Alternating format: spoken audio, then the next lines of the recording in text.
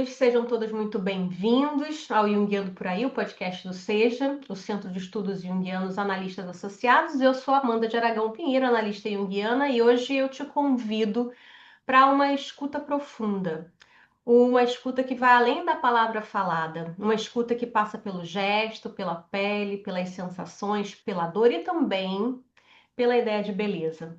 Nesse episódio, a gente vai conversar sobre o corpo, mas não apenas o corpo concreto que se vê. Vamos falar sobre o corpo simbólico, o que carrega memórias, conflitos, emoções não ditas e mensagens do inconsciente. Esse corpo que muitas vezes fala o que a alma não consegue dizer. No nosso tempo, a gente tem assistido a dois movimentos curiosamente semelhantes que vão ilustrar aqui um pouco de tudo que eu estou falando agora e introduzindo. É o crescimento expressivo dos procedimentos estéticos que buscam apagar as marcas do tempo, normalmente vendidos para a gente como solução para eliminar o olhar de cansaço, as rugas, as linhas, essa linhazinha de brabeza aqui. A gente vai falar um pouquinho sobre isso também hoje. E dois, a forma como nós compreendemos o adoecimento, as doenças que muitas vezes não têm uma explicação médica evidente, sabe? Mas que encontram no corpo uma forma de expressar o que está silenciado. Tanto a doença quanto essa beleza fabricada podem ser formas do corpo dizer: oi, tô aqui, me olha, tem alguma coisa aqui que está fora de harmonia. E é sobre isso que a gente vai falar hoje. Para essa conversa, quem está aqui comigo é a minha colega Elisângela Reis, analista junguiana e analista em formação pelo Seja, como eu. A Elis tem se dedicado a pensar o corpo na perspectiva da psicologia analítica. No site do Seja, inclusive, você pode encontrar dois artigos escritos por ela sobre esses temas que justamente a gente vai falar hoje. Mais adiante a gente vai falar um pouquinho mais especificamente sobre esses artigos. Elis, obrigada. Olá. Olá, obrigada por estar aqui com a gente, dividir com a gente aqui esses momentos para falar sobre o corpo. E eu queria abrir, né, essa nossa conversa com uma imagem, que é uma imagem que vem me acompanhando desde que eu comecei a pensar aqui no tema que a gente vai tratar hoje, que é essa ideia do corpo como um espelho, mas não um espelho daquilo que se vê no reflexo, né, o peso, a idade, a aparência, né, do corpo, mas um espelho simbólico, né, que reflete o que nos habita, né? O que ainda não virou palavra, né? E o corpo ele reflete isso. Isso, enfim, pulsa em forma de sintoma, de gesto, de desejo, marcas, né? Então eu queria começar nessa nossa conversa te perguntando como é que a gente pode compreender o corpo como esse espelho simbólico, né? Não só da psique, mas também da cultura em que a gente está imerso e que ao mesmo tempo nos atravessa. Acho que para responder essa tua pergunta, Mana, vale a pena a gente frisar o que que é símbolo, o que é simbólico, né? É, que é uma formulação de algo que ainda é desconhecido, que a gente ainda não consegue compreender conscientemente, de uma forma, ampla. Tem algo ali que ainda é desconhecido. O símbolo, o simbólico é algo que não tá no literal, no racional. É uma das formas da linguagem da psique, né? E aí, a gente vai simbolizar de diversas formas. Essa linguagem está presente na arte, numa forma de uma música, de uma poesia, de uma pintura, está presente nas nossas práticas espirituais, está presente, na fala da gente e está presente também no corpo. Sim. É, acho que o corpo, às vezes, a gente tem um certo distanciamento dele. Apesar de não ter como sair dele, dele nos fazer parte, tudo passar por ele, a gente tem uma história que vai colocando o corpo num lugar de inferioridade em relação à psique, que vai fazendo essa separatividade. O Jung vai trazer que essa separação é mais uma forma de compreender essas duas polaridades do que da forma de funcionamento, porque corpo e psique são uma coisa só. Acho que para a gente entender o corpo como esse espelho simbólico, a gente tem que aguçar a alfabetização dessa fala dele. A gente tem que estar sensibilizados. A gente tem que melhorar, talvez, esse mapeamento, esse explorar, essa curiosidade de dizendo isso, que é? Como surgiu? Como eu me sinto quando eu sinto isso? Ou quando eu sinto isso? O que vem no corpo? É ir mapeando, explorando, escutando o que ele diz, que eu acho que a gente vai percebendo tanto a parte sensorial quanto a parte simbólica que vem através do corpo. Sim. E a gente tá muito, normalmente a gente anda desligado disso, né? Quer dizer, esse é um exercício que a gente precisa ter noção de que a gente pode fazer, que a gente precisa fazer, porque no cotidiano a gente está desligado do corpo para fazer esse tipo de observação. Lá no site do Seja a gente encontra dois artigos seus sobre essa conversa aqui que a gente está tendo e que tratam da percepção do corpo em dois contextos diferentes, né? Os procedimentos estéticos e essa relação corpo, psique e sociedade que traz essa visão mais contemporânea, digamos assim, da psicossomática, né? Aliás, para quem ainda não. A gente convida aqui, quem ainda não leu os textos da Elis, que vá lá no site do Seja, as informações estão aqui para você na tela e no seu aplicativo de áudio, vai estar lá também a informação, o link, para você poder ler esses textos, né? Enfim, e aí nos seus textos a gente vê essas duas questões, a percepção do corpo nesses dois contextos diferentes. Se a gente entende o corpo como um espelho simbólico, o que que ele tenta dizer para a gente nesses casos? Quando a gente consegue ler, né? Quando a gente avança nessa percepção da gente mesmo e a gente consegue ler. Quando o corpo adoece, por exemplo, o que que ele revela, o que que ele protege, né? Para além da falha do corpo. O que que você elabora sobre isso, Elis? Acho que a gente não tem um dicionário preciso sobre isso, né? Não existe um caminho direto, Amanda, aqui. Eu tô com uma dor na garganta. Ai, acho que é porque eu não tô conseguindo falar, né? Às vezes a gente vê, assim, algumas coisas que vão muito diretas, assim. Isso é isso. A gente não tá trabalhando com simbólico especificamente, a gente tá trabalhando, seria com sinal, né? Que isso é isso. O caminho, Amanda, acredito que seja um processo de entender a significação para essa pessoa e para toda a trama, né, do individual ao coletivo que essa pessoa faz parte. Então,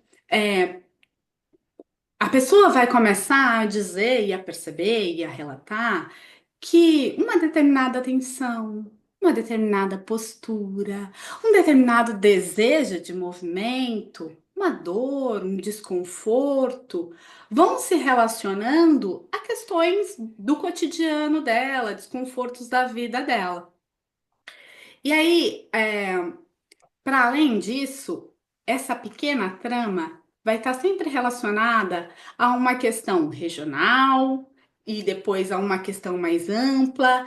A gente está ligado a uma grande trama. Vou dar um exemplo aqui para tentar deixar mais claro, né? Vamos pensar num hábito alimentar. Sim, É, mais especificamente, além do hábito alimentar, uma refeição específica, o café da manhã. O que é o café da manhã para Elisângela? É, E o que ela come? Em que horário? Isso parte dessas coisas fazem parte da minha vida e da minha história e de como construir isso. Disso em relação à minha família, disso em relação ao território que faço parte, ao contexto que faço parte, e para além disso, ao momento histórico e as influências de uma forma mais ampla a qual estamos inseridos e que vão nos ditando o que temos que fazer ou não em relação a isso. Há um confronto entre os meus desejos individuais e o que coletivamente vai sendo colocado como norma. Os ruídos, os complexos, né? Tanto individuais quanto coletivos, vão interferindo nessa ação, nesse comportamento. E daí daqui a pouco a gente vê completos e distúrbios, né, dentro desse exemplo alimentares, uma compulsão ou uma restrição, que podem vir tanto de uma questão individual, mas que ao mesmo tempo estão tramadas a um processo que é coletivo. Sim, Quando a gente olha dessa forma, né, ampliando, a gente não culpabiliza o indivíduo diretamente pelos acontecimentos. A gente mapeia, a gente entende, a gente compreende, a gente amplia com ele o que está acontecendo, o que é aquilo, sem necessariamente um julgamento direto sobre a situação. É, numa visão mais reducionista, às vezes, da psicossomática, a gente pensa assim: ah, eu não consegui dar conta dessa angústia, dessa emoção, sei lá, né? Dessa questão que estou aqui tentando elaborar, e aí isso tá expressando no meu corpo, sei lá, através de uma dor no estômago. sim. Então, a responsabilidade é minha, e aí vamos supor que isso desenvolva e de fato a pessoa esteja com algum agravamento, alguma doença, né? E aí começa um processo de autorresponsabilização. Então, eu tô aqui com uma coisa que eu não consigo dar conta, e aí trouxe para o corpo isso. Só que às vezes essa emoção tá ligada a uma sociedade toda, né? A gente tá aí numa crise de ansiedade, de burnout, para uma sociedade super produtivista.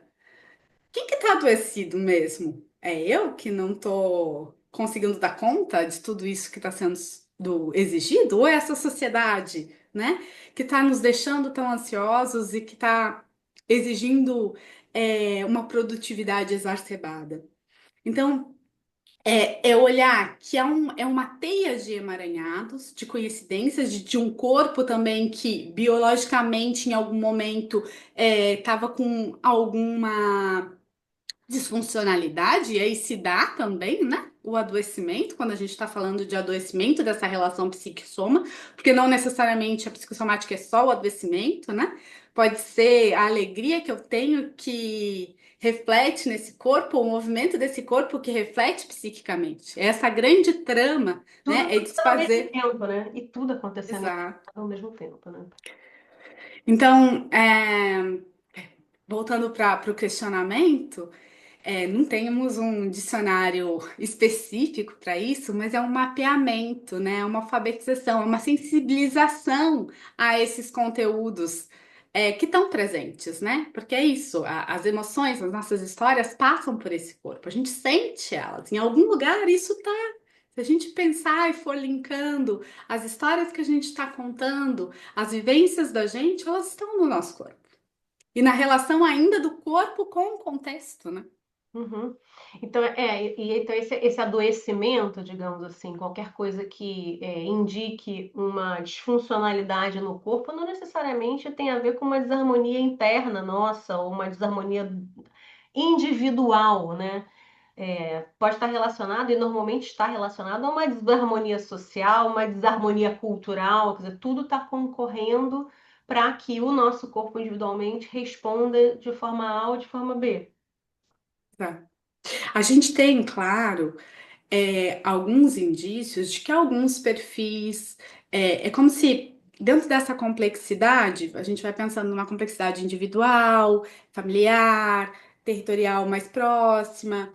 Conforme a gente vai ampliando, a gente vai chegar em movimentos mais mitológicos e arquetípicos, né, Amanda, dentro da nossa abordagem analítica.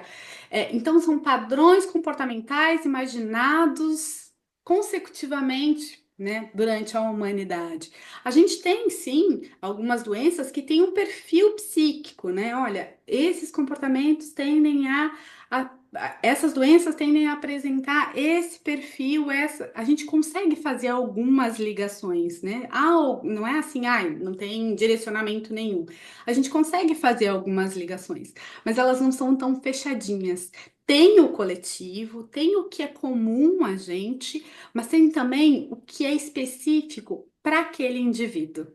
Porque talvez esse movimento que, sei lá, eu tô dizendo que eu tô me fechando, para Amanda especificamente signifique outra coisa. tem um outro significado. Ela tem mais fio do que eu, daí ela tá só encolhida, porque a gente está em estados diferentes fazendo isso, né?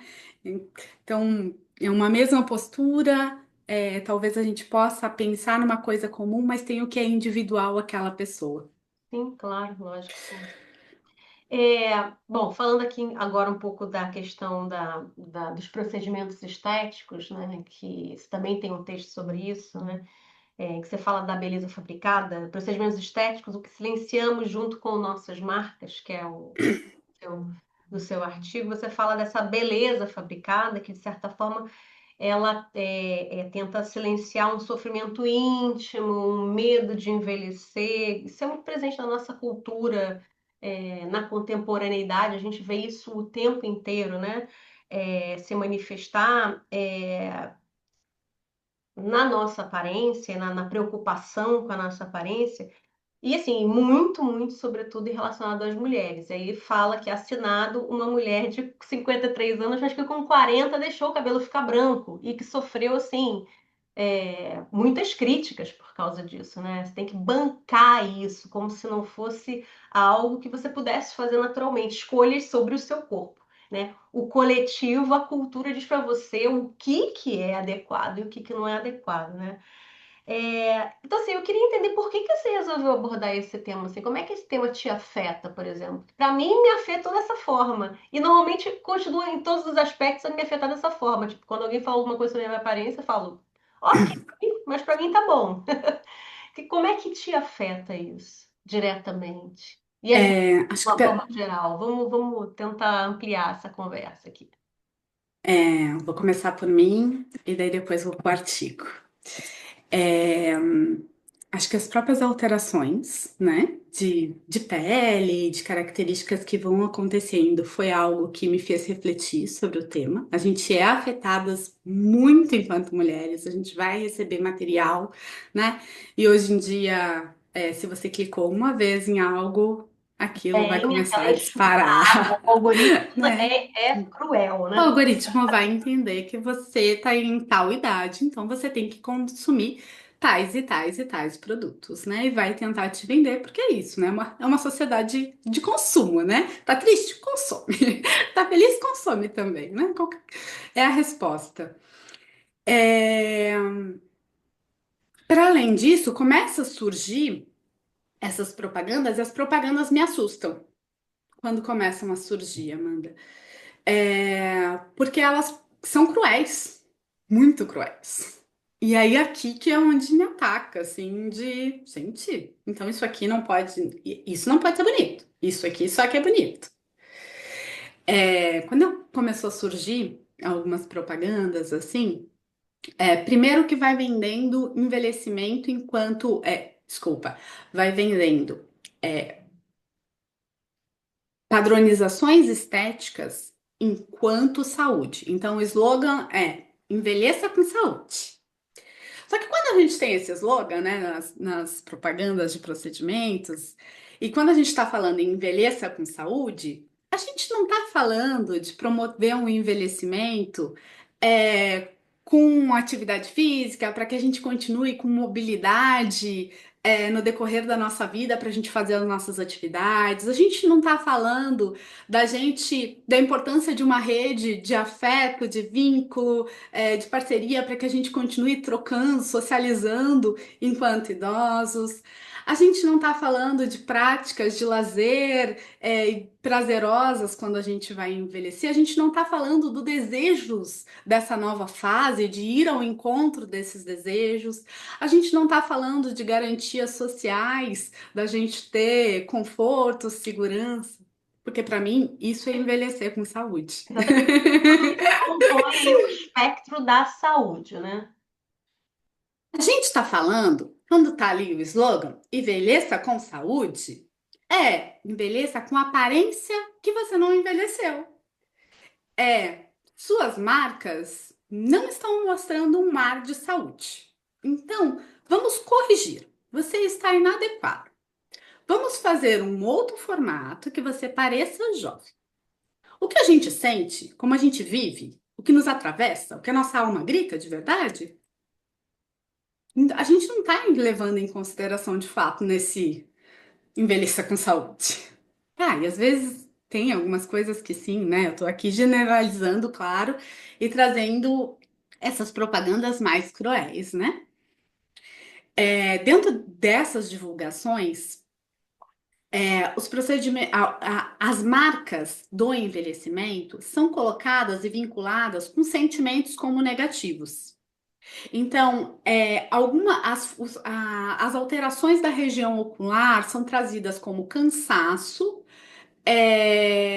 tristeza. Elimine seu olhar de cansada, elimine sua aparência de cansaço, de tristeza, traga de volta o seu sorriso jovial. Elimine as linhas de preocupação, referindo-se às linhas que vão se formando na testa. Elimine a linha do bravo, né? Referindo-se às linhas que formam-se entre as sobrancelhas. Só que quando a gente vai estudar a expressão facial, o comportamento facial, a expressão facial ela tem tanto uma função emocional e inconsciente. Eu senti algo, expressou na minha face esse algo sentido, involuntário, como também tem uma intenção voluntária, né? Então eu tô querendo comunicar algo, talvez eu expresse, eu tenho o hábito, uma forma minha de expressar, que também é dividida, é, de um certo formato, de um certo gesto facial que acentua, é como se eu desse a entonação de algumas coisas complementando no gesto muscular facial. As próprias alterações, né, do envelhecimento, das mudanças de pele, de colágeno, vão fazer alterações no nosso rosto. Alterações vasculares, alterações de hábitos alimentares, tabagismo, sim, também o quanto a gente dormiu ou não dormiu, vão fazer alterações. Mas essa ligação feita tão diretamente nas propagandas e tão cruéis assim, não é real. E mesmo que fosse, tá? Vamos supor que de fato eu fiz uma linha porque eu tô brava. É, Então, a solução para essa sensação é: vou não aparentar que estou. Ao invés de eu pensar, por que estou brava? O que me indigna? O Tem que um apagamento fazemos? dessa possibilidade de estar brava. Que O se que, o que expressa na fazemos com essa aparência que indignação, você com essa faz um braveza? procedimento, né? Tipo, se eu faço um botox para paralisar a minha testa e as minhas rugas aqui entre a sobrancelha que me dão uma aparência de brava, assim, esteticamente ou aparentemente eu paraliso algo que internamente eu posso até estar sentindo, né? Enfim, né? Então tem uma leitura aí que não é uma leitura só concreta, né? Que a gente pode fazer. Tem uma linguagem subliminar, assim, né? Que uma mensagem, digamos assim, né? Que eu acho que é da É cultura, isso, né? E isso vai isso, padronizando a nossa aparência. isso vai nos afetar individualmente, né, Amanda? Porque a gente vai se olhar e a gente vai ver isso. A gente vai olhar no espelho em algum momento e vai dizer, tô com uma cara de cansado. Tá, mas peraí, eu tô cansado. Eu dormi super bem, não é cansaço. Eu estou com essa marca que é me vendida e me colocada como uma marca de cansaço. E aí, dentro dessa pesquisa, né, o que vai aparecer é que a gente é colocadas, enquanto mulheres, sistematicamente dentro de um lugar de inadequação e falta. E que talvez esses procedimentos todos que são oferecidos vai nos levando a um rosto e aí um complexo que vai nos conduzindo a um lugar de parecermos passivas e serenas sempre, de que a gente não pode se colocar, de que a gente não pode expressar. Só que a gente também não está isoladas no mundo, né, Amanda? Eu acho que é importante a gente levantar a discussão para que a gente diga como você está sentindo. Isso aqui te incomoda como? Isso aqui eu tô relacionando que eu tô brava. Mas tu tá brava? Por que que tu tá brava? A gente, além de vasculhar isso, e compreender, né, o que isso está significando de fato, o que tem por trás, o que tem mais profundamente naquilo que está te incomodando, é o padrão estético estabelecido. a gente está convivendo socialmente com isso. A gente quer se sentir bonita. Estão dizendo que aquilo ali que é bonito. Claro que é importante a gente aumentar a discussão, aumentar a possibilidade da diversidade, dizer que essa outra possibilidade também é uma possibilidade válida, mas eu acho que também o lugar e o que tentei fazer, nesse artigo, não tinha o objetivo de criminalizar o uso do procedimento. É que eu acho que o que a gente está vendo é que existe. O que mais me amedronta que eles, nesse mundo que a gente vive hoje, assim, de padronização de aparência, sobretudo o que recai sobre os corpos das mulheres, dos homens também, mas das mulheres mais, né, como a gente estava falando, é essa. É você. De repente olhar para aquilo e você achar que você não está dentro do padrão, né? O padrão passa a ser alguma coisa que fica martelando ali na sua cabeça, como uma exigência do que deve ser seguido. Por mais segura que você esteja com a sua aparência, fala assim: poxa, até que eu precisava levantar aqui essa pálpebra. Poxa vida, a boca, por exemplo, a história da boca, né? Que hoje as mulheres usam aquelas bocas preenchidas e tal, e você olha e fica assim, gente, mas a minha boca tem uma coisa de errada com a minha boca, porque todas elas são iguais, né? Então, eu acho que isso fala muito sobre um padrão cultural de beleza que afeta, que forja os nossos complexos individuais. Acaba que isso mexe com os nossos complexos individuais. Você percebe isso? Você observou isso quando você começou, seguiu na pesquisa? Como é que isso reforça os nossos Acho que complexos? tem dois pontos aqui, Amanda. Um, quando a gente pensa no processo de individuação, né? Esse ser, colocar-se no mundo de acordo com o que ele é, descobrir o que ele é e conseguir se colocar, a sua individualidade, a sua especificidade no mundo, isso passa pelo corpo, né? Porque a gente vai para o mundo, a gente vai através de gestos, através de falas, através de comportamentos, através de ações, mas o corpinho vai junto, né? É através desse corpo que a gente vivencia a vida. É, o veículo É, leva a gente. Então, se a gente está querendo se diferenciar, se a gente está querendo se colocar no mundo e se diferenciar de um todo, mas tem uma norma estética, né, hegemônica, que coloca que esse é o padrão a ser seguido.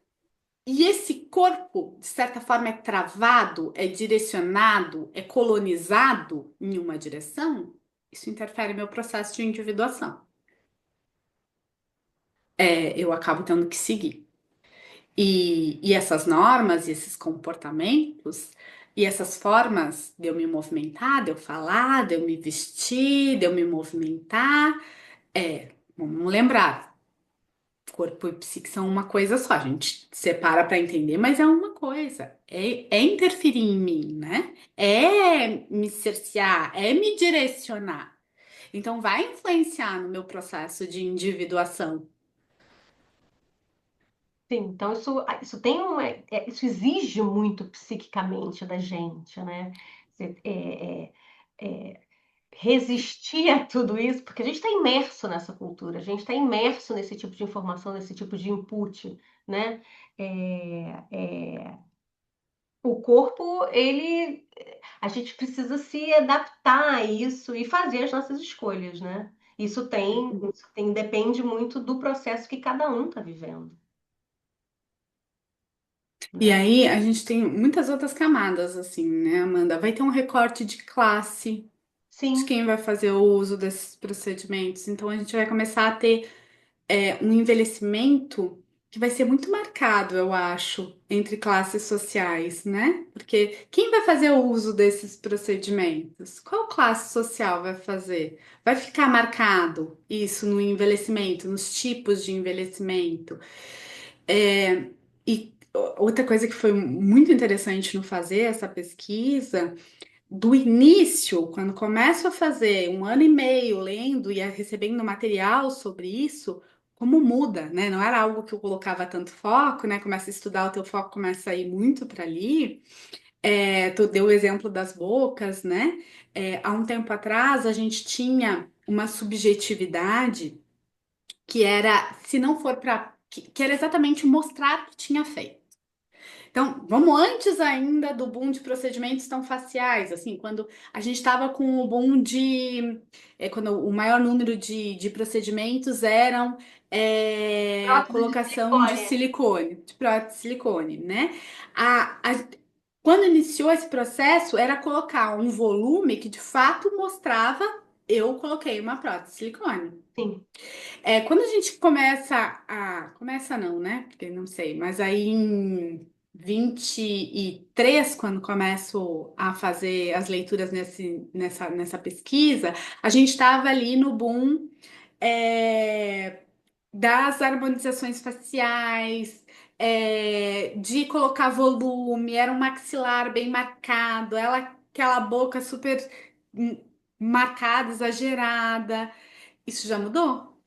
A gente está indo já agora para um padrão assim, a nova subjetividade que está sendo construída é algo, não, nasci assim, não fiz nada. As coisas estão começando a ficar muito mais delicadas, um monte de procedimentos iguais, mas muito mais delicado, não tão marcados, tentando uma coisa mais natural. Mas dentro da subjetividade do que eu devo fazer, do que está sendo construído, e daí vai ficando uma coisa inconsciente, né? É quase como se a gente achasse que se cuidar é utilizar esses procedimentos. É quase como se a gente estivesse incorporando ao corpo as questões sintéticas como naturais, como a norma, como a forma adequada de fazer. Se eu não utilizo, eu estou sendo relapsa, eu estou sendo inadequada, eu estou sendo desleixada. Relaxada. Por que que você não está envelhecendo assim? Por que você está se deixando envelhecer assim, né? Como se isso fosse assim essa Descuido, escolha né? fosse um descuido com você, com a sua aparência, com o seu corpo, com o seu indivíduo, você individualmente, né? Independente da sua aparência, assim. Não me cuido, não gosto de mim. Então, não faço isso, estou me deixando envelhecer. Realmente, é interessante essa noção da harmonização facial, né? O que que é a harmonização? Né? É tornar harmônico algo que está ficando desarmônico na sua aparência. Então começa aquele movimento, como você disse, primeiro de preencher, de modificar o rosto, o corpo ou o rosto, mas especificamente o rosto, né? Então, assim, se tá faltando boca, põe boca. Se tá sobrando nariz, tira nariz, diminui. Se tá faltando malar, põe queixo, né? Transformando os rostos todos em num padrão de rosto específico. E aí, a partir dessas pesquisas, você disse 2023, começa a haver essa ideia, ou se tornar mais constante essa ideia de naturalidade. Portanto, nem todo mundo tem que ter o mesmo rosto, mas todo mundo deve ter um rosto ou um corpo harmonizado naturalmente. Ou seja, o envelhecimento deve se dar de uma forma que que olhem pra gente e não digam assim, nossa, você tá envelhecendo, né? Não, você tá envelhecendo bem. Quer dizer, então a gente acaba que é colocado dentro dessa caixa do temos que envelhecer bem, né? E o envelhecer bem é fazer o que é preciso ser feito, o que a tecnologia hoje nos coloca aí É como tentar parar no tempo, possibilidade, né? né? Mas para Envelhecer isso tem que bem é tentar. achar na caixinha, né? Se entrar na caixinha, né? Muito E como louco se isso. outras formas de expressão não tivessem, porque aqui, quando nos dizem, Amanda, você tá desleixada, você não tá se cuidando, aqui tem uma questão que você não tá sendo vaidosa, né? Você não tá gostando de você, você não tá ali com um erótico com você mesmo. Mas há uma padronização, uma tentativa de padronização do que é essa vaidade, do que é eu me sentir bem comigo. Sim, Porque eu posso ser extremamente vaidosa, extremamente cuidadosa comigo mesmo, mas as referências não serem essas referências adoecidas socialmente, né? Porque quem faz essa norma? Diz que isso aqui é bonito. Que corpo que a gente está tentando reproduzir? Né? É exato. sempre um corpo de uma elite, né? Então, é, hoje a gente pensa, quando a gente pensa num corpo fitness, é quem vai ter o tempo para estar o dia inteiro numa academia, se dedicar a uma série de cuidados corporais para ter este corpo. Em outros períodos históricos, houve outros padrões que faziam parte de quem que está fazendo a norma desse padrão. Hoje, né, eu falei anteriormente, vai ter provavelmente um corte de quem que faz uso desse procedimento, né? Precisa de recurso financeiro para que se faça uso desse procedimento para que se valide isso aqui como o padrão. Sim. Não, e eu volto a frisar que eu acho que é importante, assim, a ressaltar, sublinhar, que isso me fala muito sobre a construção do feminino na contemporaneidade, né? O que que é esperado da mulher? Você falou agora há pouco, se você não faz isso, se você não segue esse fluxo, você mulher não segue esse fluxo, você é julgada como aquela que não tem vaidade, aquela que não tem apreço pela sua aparência. Mas e quem disse que eu não cuidar da minha aparência externa não significa que eu me ame do jeito que eu sou? Pode ser uma escolha minha. Mas assim, e aí o que que se espera hoje, sobretudo nesse momento de uma construção assim, de é, de uma resistência a um feminino que vem se afirmando, não da forma como o patriarcado quer que ele se afirme, mas, enfim, com uma sua linguagem, né?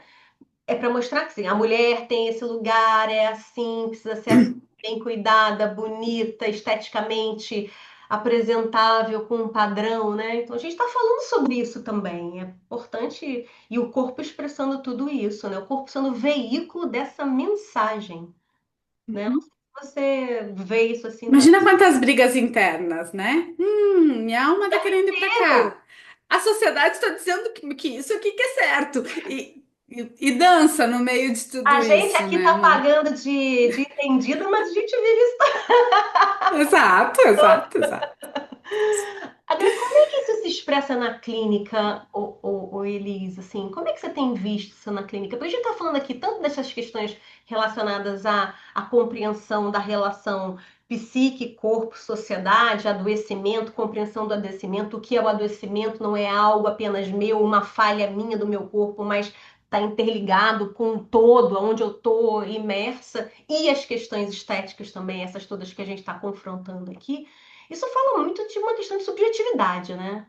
Assim, tem uma crise de subjetividade aqui, assim. Então, eu queria entender, assim, como é que você tem visto que isso aparece, se isso aparece na clínica, não sei. Eu acho que antes da gente entrar na clínica, Amanda, vale a pena a gente ressaltar também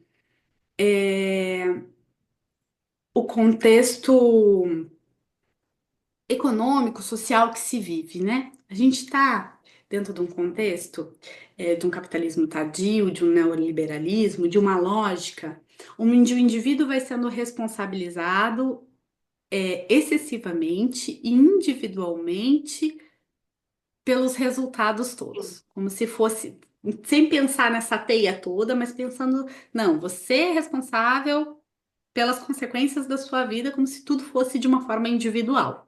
sim, Aí agora fazendo o link, né, de entender esse momento, de como a gente está vivendo com a clínica, eu acho que é uma autorresponsabilização que vai aparecendo na clínica.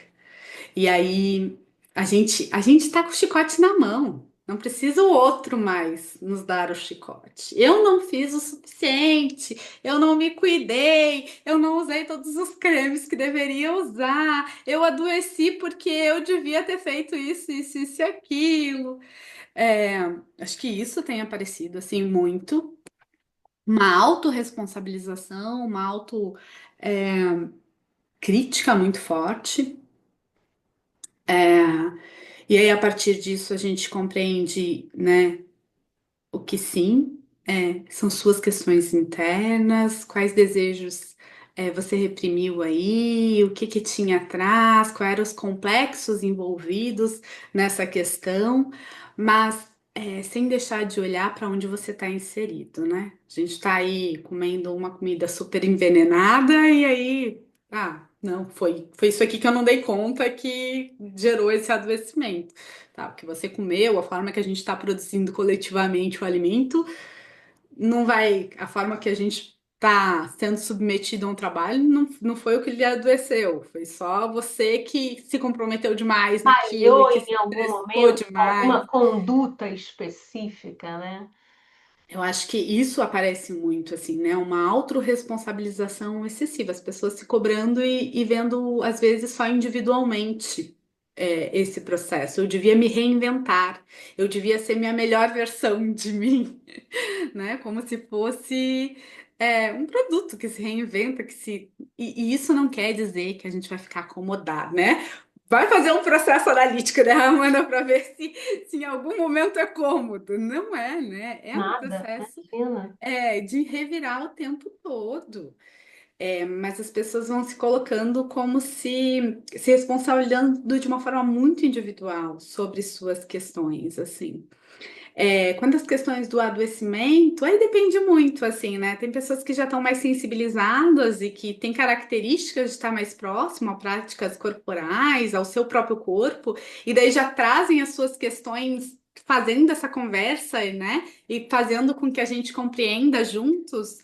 O que é isso? Olha, aqui aparece isso aqui, aqui, né? Tá acontecendo isso, trava o pescoço. Acontece isso, eu fecho o corpo, eu percebo que em tais situação eu não consigo estar aberta.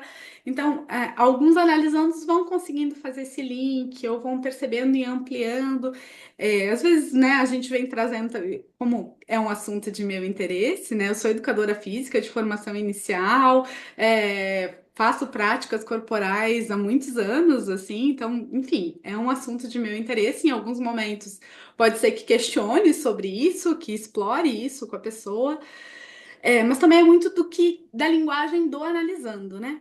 Sim, E outros a gente vai de fato questionar e tentar linkar, porque vai começar a aparecer e ele faz um isolamento, ele não consegue ligar esse emaranhado, essa complexidade toda, né? Então vai ser só, estou com isso, né? E tá. Como é isso para você? Porque mesmo que a gente não faça, não esteja buscando exatamente a casualidade, isso vai te afetar. Eu quebrei o pé, sim, vai diminuir minha mobilidade, vai fazer com que eu não consiga ir a algum lugar, talvez, ou que eu vá com mais dificuldade. Isso vai me afetar psiquicamente. sim, claro, com certeza. E assim, para a gente, né, ir se encaminhando aqui já para o fim dessa conversa, eu queria ainda falar um pouco sobre essa relação, né, do corpo e a clínica. A gente está falando da clínica, né, e como é que o corpo se expressa na clínica, na nossa relação com o analisando. Acho que é interessante também abordar isso. Uhum. Porque antes, né, era muito comum que, aliás, era o praxe, né?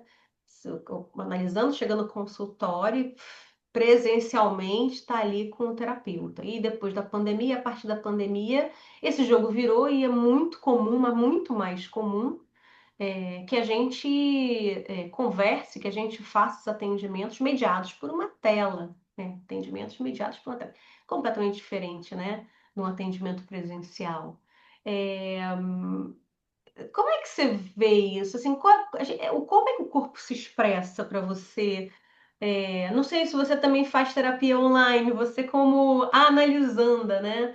Porque é uma experiência também, você como analisanda e você como analista, de qual é a leitura que a gente consegue fazer não verbal desse corpo do analisando, né? E como é que a gente consegue expressar, fazer a nossa linguagem não verbal como analisando também, mediado por essa tela e não presencialmente.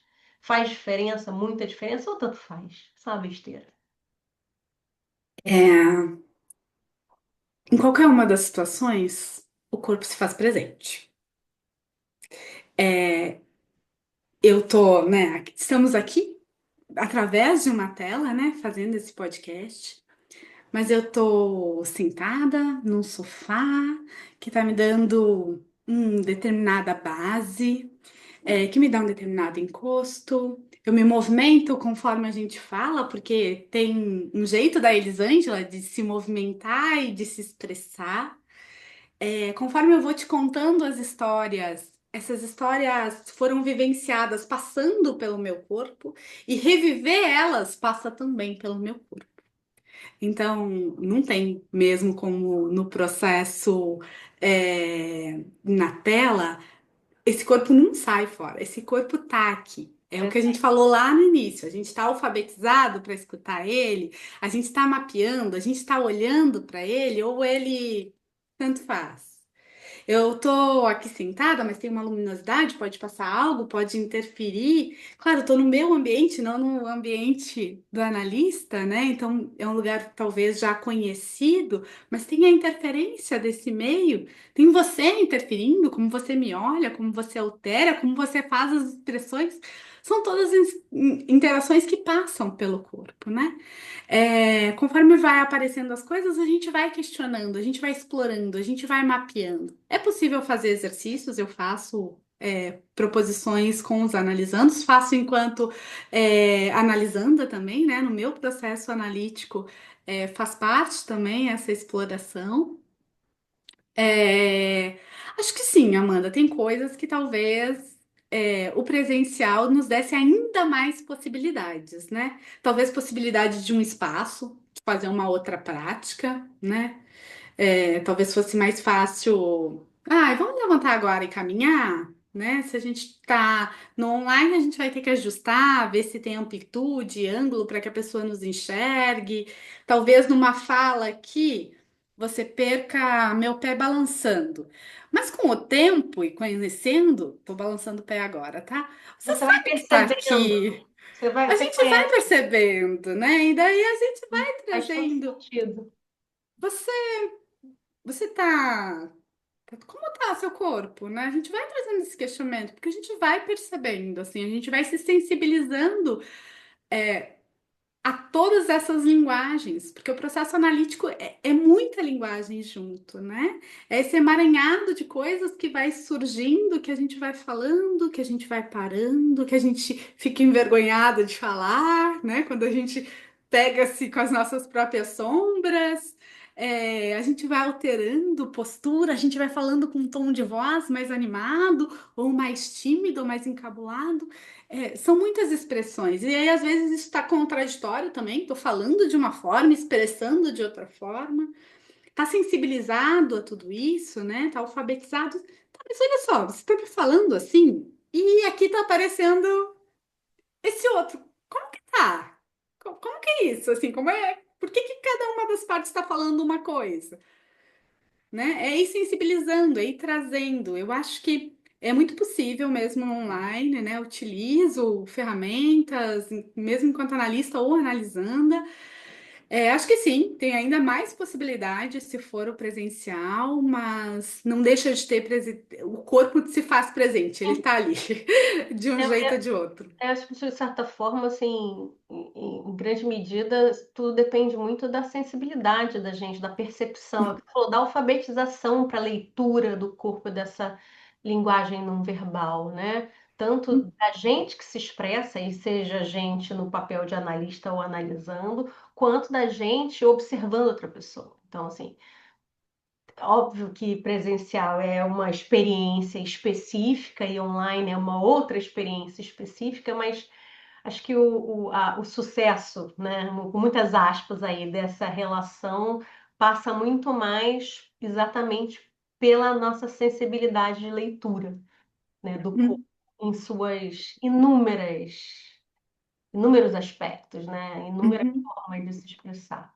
Acho que é isso. E a gente vai tendo, né, assim, pensando na formação do Seja, a gente vai tendo uma formação diversa que vai nos sensibilizando a essas diversas escutas, né? Tipo, Uhum, vamos pensar no processo mitológico que o Seja tenta não trazer só uma mitologia greco-romana para a gente olhar, mas vamos olhar mitologia africana, iorubá, para que a gente sensibilize a outras escutas, para que a gente sensibilize a escuta de outros corpos, tá? A gente está sensibilizado só à escuta de um corpo branco? Ou a gente está preparado para a escuta de um corpo negro, de um corpo trans?